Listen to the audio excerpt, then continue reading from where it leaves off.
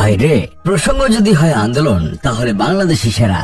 বাংলার মানুষ সারা জীবনে যত আন্দোলন দেখে নাই, এই 9 মাসে তার চেয়ে বেশি আন্দোলন দেখেছে।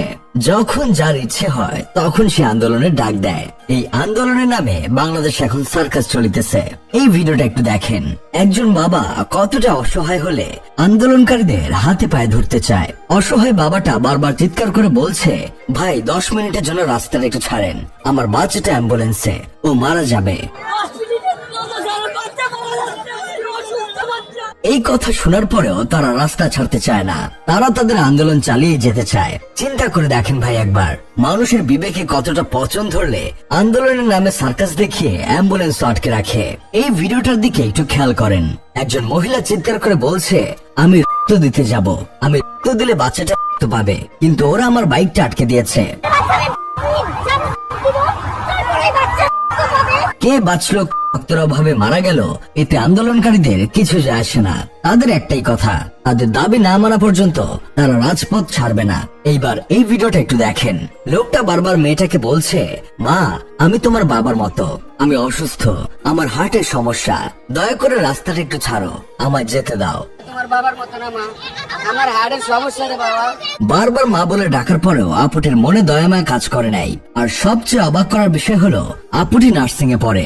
নার্সিং এ যারা পড়ে আমরা জানি পরবর্তীতে তারা দেশের মানুষের সেবা করে। এই হলো সেবা করার নমুনা।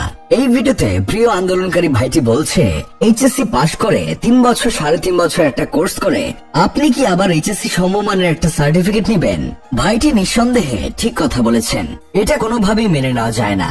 এখন আমার কথা হলো, আপনি যখন এই কোর্সে ভর্তি হন তখন কি আপনার ব্রেন মাথায় ছিল না, নাকি রাস্তা দিয়ে হেঁটে আসার সময় উষ্টা খেয়ে মাথা থেকে ব্রেন খুলে পড়ে গিয়েছিল? কেউ তো আপনাকে জোর জবরদস্তি করে হাত পা বেঁধে ভর্তি করে নাই, আপনি তো সবটা জেনেই ভর্তি হয়েছিলেন। তাহলে এখন আন্দোলনটা কিসের? আমি কোথাও ভর্তি হলে সেটা আগে নিশ্চয়ই যাচাই বাছাই করব।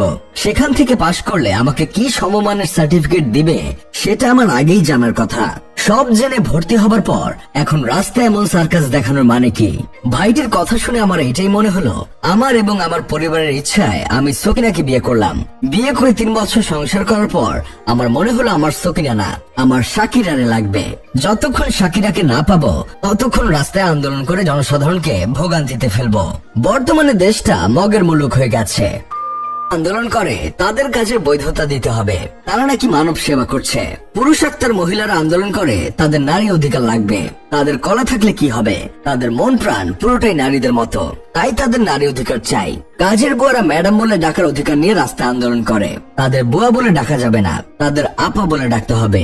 ফকির মিসকিনরা আন্দোলন করে তাদের 1 টাকা 2 টাকা ভিক্ষা দেওয়া যাবে না, তাদের সর্বনিম্ন 5 টাকা ভিক্ষা দিতে হবে।